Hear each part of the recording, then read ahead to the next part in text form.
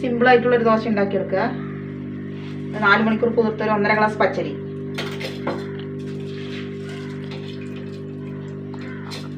ഈ ഗ്ലാസ്സിന് 1.5 ഗ്ലാസ് പച്ചരി, ഈ ഗ്ലാസ്സിന് 1 ഗ്ലാസ് തേങ്ങ,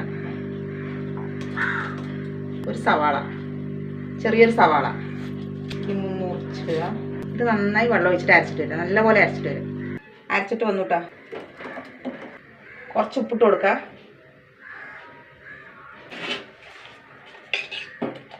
ചുട്ടെടുക്കുക.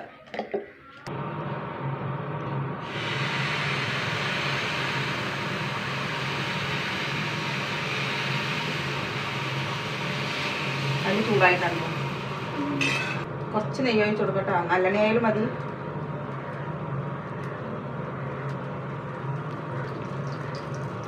മറിച്ചിടാ.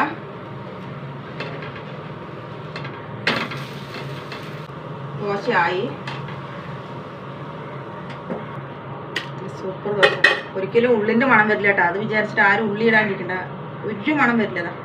ചൂട് ചൂട് ചൂട്. ഉണ്ടാക്കാത്തവരും ഉണ്ടാക്കി നോക്കുക. നമ്മളെ ഇഷ്ടപ്പെട്ടാൽ സബ്സ്ക്രൈബ് ചെയ്യുക.